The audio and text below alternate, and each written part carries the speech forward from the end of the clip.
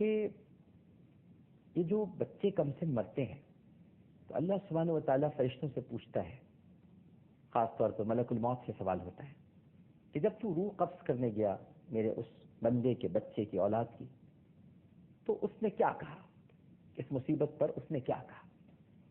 اب یہ جو سوالات ہوتے ہیں نا ناظرین کرام، اس کا مطلب نہیں ہوتا کہ اللہ تعالیٰ معاذ اللہ علیم نہیں ہے، جانتا نہیں، ڈیوٹی ہے ملک الموت کو تو بتانا ہے، پوچھا جا رہا ہے، اللہ تو سب جانتا ہے، لیکن ہماری تعلیم کے لیے پوچھا کہ میرے بندے نے کیا کہا۔ تو جب ملک الموت جواب دیتے ہیں کہ جب ہم نے ایک ننھی سی روح قبض کی، ایک منا سا بچہ جو سوئمنگ پول میں ڈوب گیا 4 برس کا تھا، جب اس کی روح کو قبض کیا تو آپ کے بندے یا بندی نے انتہائی عاجزی اور انکساری کے ساتھ کہا ان للہ و انا الیہ راجعون، یہ اللہ ہی کا مال ہے اور اللہ ہی کی طرف سے لوٹ کر جانا ہے۔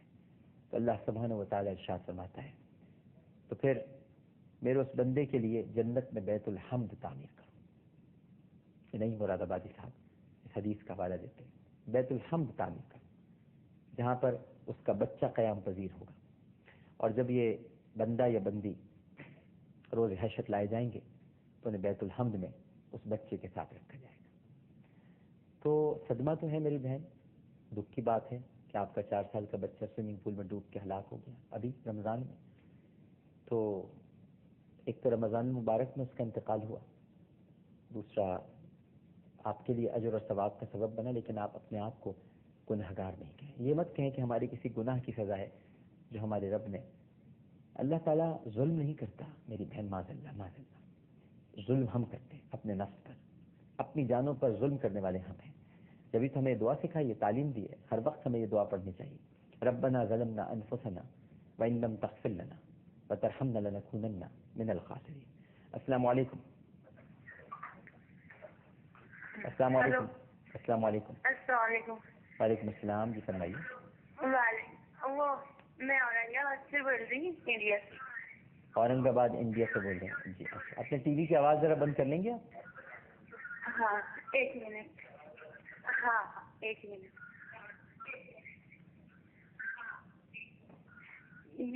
میں یہ پوچھنا چاہ رہی تھی کہ آپ اتنا ڈیٹیل اتنا اچھا بتاتے سب، وہ آپ اپنے ٹی وی کی آواز بند نہیں کر رہے میرے، اور وہ صحیح طریقے سے دماغ میں بات آتی۔ جی جی فرمائیے۔ میوٹ کر دی میں نے۔ اچھا وہ دکھ رہے ہیں میرے آواز میں، وہ میوٹ تو نہیں کیا آپ نے، لیکن خیر وہ تھوڑا سا نا پردے کے مطلب نقاب جو رہتا نا، گوشہ پردہ، تو وہ پوچھنے کا تھا، وہ ذرا ڈیٹیل میں بتائیے، وہ تو زیادہ اچھا رہے گا۔ چلیے ٹھیک ہے، بالکل صحیح ہے، انشاءاللہ اچھی بات آپ نے کی ہے۔ تو انشاءاللہ ہم کل جب ہماری ٹرانسمیشن ہوگی اور یہ پروگرام آپ انشاءاللہ جب دیکھیں گے تو کچھ حجاب پر گفتگو کریں گے، حجاب کیا ہے، اور دنیا کی ہر چیز اللہ تعالیٰ نے جو خوبصورت ہے اسے چھپا کے رکھا ہے۔ دیکھیے، سیپ بہت عرصے تک انتظار کرتی ہے کہ پانی کا کوئی قطرہ اس کے دامن میں کچھ دیر کے لیے پناہ لے، اور پھر وہ اس کی پرورش کرتی ہے۔ برسوں بعد جب سیپ کھلتی ہے تو اس میں سے موتی نکلتا ہے، اور بہت چھپا کے رکھتی ہے سیپ اسے۔ اسی طرح آپ قدرت کی جتنی صنائیاں ہیں ان کا اگر مظاہرہ کریں، مشاہدہ کریں، تو آپ کو کینو لے لیں، کیلا لے لیں، کوئی اور پھل لے لیں، یہ سب چھپے ہوئے ہیں۔ انار لے لیں، انار تو جنت کے پھلوں میں سے پھل، انار لے لیجیے کہ اس کے دانے اس کے اندر چھپے ہوئے ہوتے ہیں۔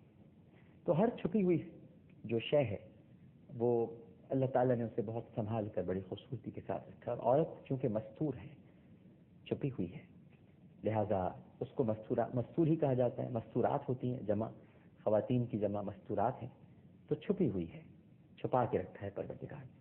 لہذا وہ حجاب ایک دین کا لازمی جز تو ہے، میں تو کہتا ہوں کہ انسانی اقدار کو سنبھالے رکھنے کا بھی ایک بہت اہم ذریعہ ہے۔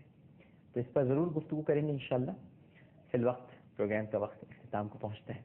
آپ سب کا بہت بہت شکریہ جنہوں نے کالز کی, اور انشاءاللہ بشرط حیات اور حالات کل اسی وقت اسی پروگرام کے ساتھ دوبارہ حاضر ہوں گے. اپنا بہت خیال رکھیے گا. اللہ حافظ.